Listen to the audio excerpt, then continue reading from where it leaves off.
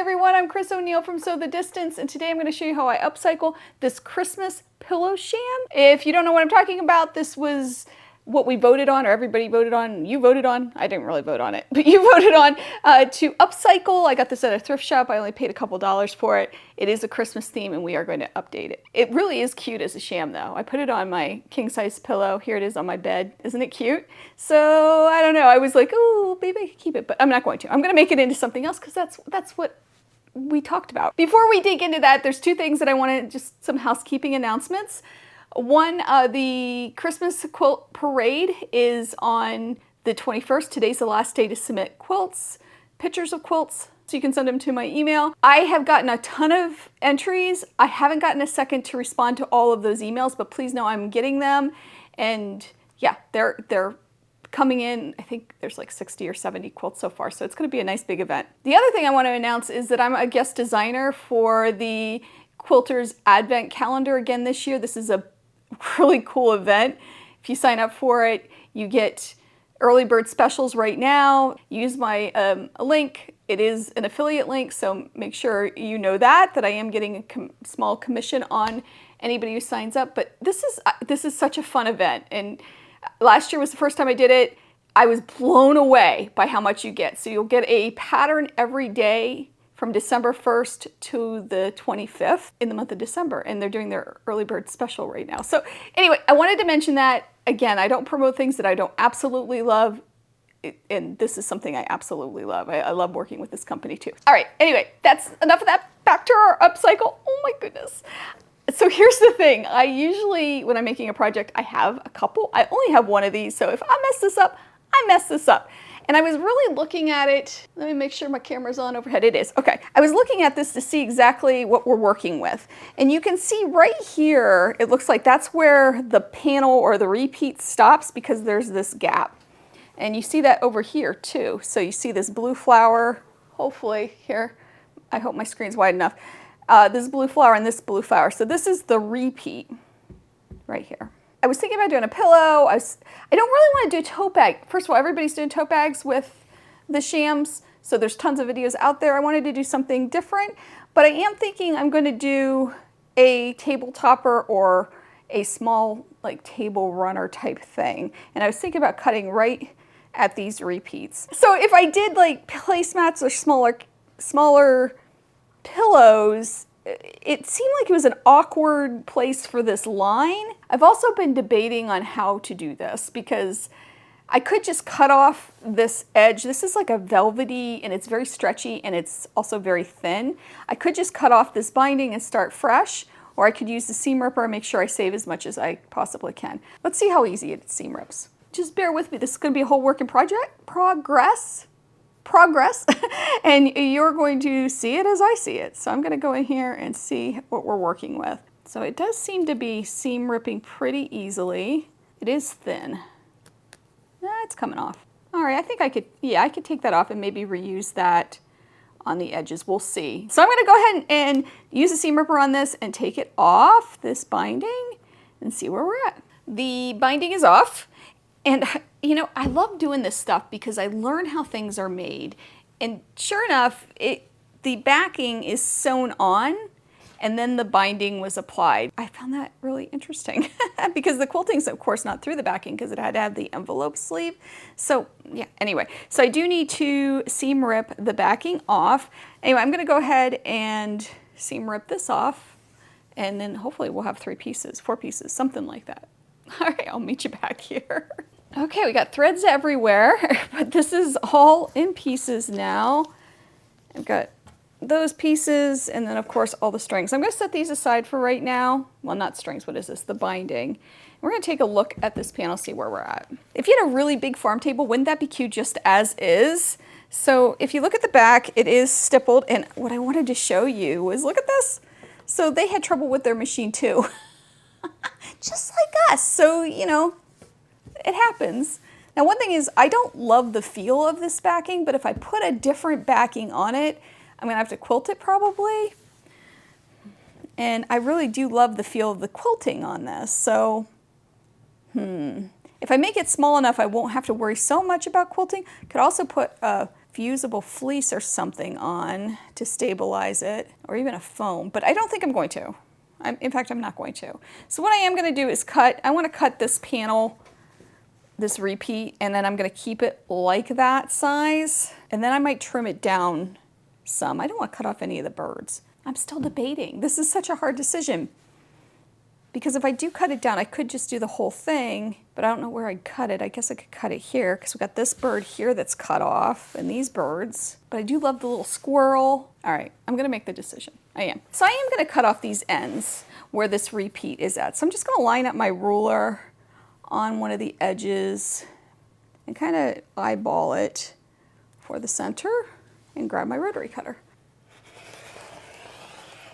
All right, I did it. I did it. All right, I'm going to do that on the other side here. Okay, so we have this square or rectangle now. And I think I might lose my squirrel, but I am going to cut it down a little bit smaller because I think a small mat in the middle of my table would be really cute. Could even do a square. So if I fold it like this, and I have to clean up some of these threads, but if I fold it like this, I know I need to take off 2.5 inches. 2.5 inches divided in by 2, right, is 1.25 inch. So I need to take off a 1.25 inch on each side. And the reason I'm doing it that way is because we do have this repeat and I don't want to mess with that. So I'm going to take 1.25 off each side and then I'll have a square. It's a nice size square. It would look cute in the middle of a table with a nice centerpiece on it, some flowers. I like it. All right, so what's next? That's the big question, is how to finish it. Like I said, I don't want to quilt through this again because I don't want to mess with the quilting lines on this. I think it's really pretty. So I am going to leave this weird back. I'm just going to leave it. And I'm going to bind it. That's all I'm going to do. So I'm going to look at this binding we took off and see if I can reuse it. I don't know where I put it. I'll find it. Here it is. So if I pull all these threads out, I might be able to just reuse this. Let's see what we're doing. Wouldn't that be nice? Just sew this back on. All right, I'm gonna clean up this binding, see how much I have, because some of it tore when it came off, and see where we're at. It's the next day, and I did a lot of thinking overnight. And this is all about problem solving. I'm sure it's so good for our brains as creators. So what I did was I decided to cut that square that I made in half. So I have 2 small table runners. Now, the reason I did this is because when I had the big square, I knew I didn't want to quilt it because it was already quilted and I like that texture.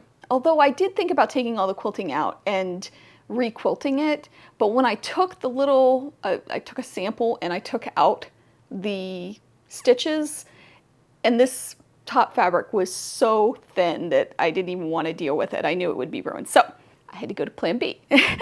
So I decided to cut it in half, like I said, and have 2 smaller table runners. And I wanted to do that because I knew that if I had that big piece and I had a big backing on it, with nothing quilted, it would pull apart and kind of get distorted and really not last a long time. And we're trying to keep this out of landfills, right? Make something that we can keep forever too. I decided to make smaller pieces. Had I thought about it in the beginning, I probably would have had a different plan, but this is the way it goes. So I do have these 2 small table runners or table toppers. And I do have a couple places in my house, side tables and stuff, that I'll be able to use them on. I think they're gonna be cute. I'm gonna show you how to finish them in a minute, how I'm gonna finish them. But first, I just want to show you how I came up with how I'm going to finish them. So I started by taking some of the scraps. I made some coasters and I wanted to use the backing fabric that was originally on the Sham. So my first coaster I did that with, and it's a velvety, velour-y type thing. I accidentally sewed it upside down. So this is the back of the velour, and it really stabilized it. It wasn't so bad. I was like, well, okay, even though it was an accident, it didn't work out too bad. Kind of like it. It was funky to work with, but whatever. So then I thought, well, I'll do it the right way, and I did. And this is the velour side, and hopefully you can see this on camera. You can see how stretchy and wonky this got. And I'll take this apart and do this again, by the way, so it's not going to be wasted or anything like that. But this taught me a valuable lesson. I did not want to use that backing on these table runners. So I went to my stash and found some fabric, and then did another sample because I had tons of leftovers. So I did a mug rug, and that's this one.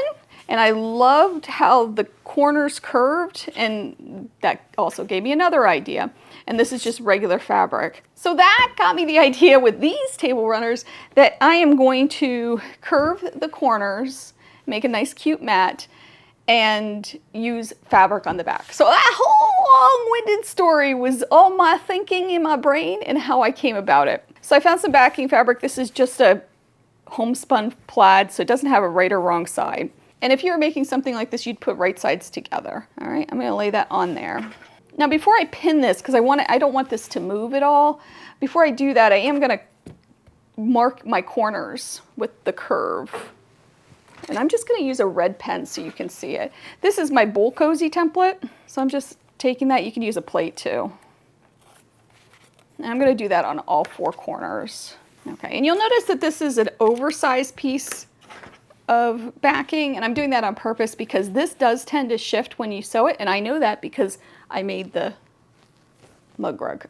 Oh, and by the way, if you're wondering what I'm talking about with the backing coming off, see how there's nothing holding that. I could use glue, I could use a stabilizer, I could have done all kinds of things, but with this weird plasticky backing, I was really nervous about it. Now, instead of cutting these corners, however, I'm just gonna pin it like this, and then I'll sew along those corners. And I'm gonna pin in from the sides because I need seam allowance.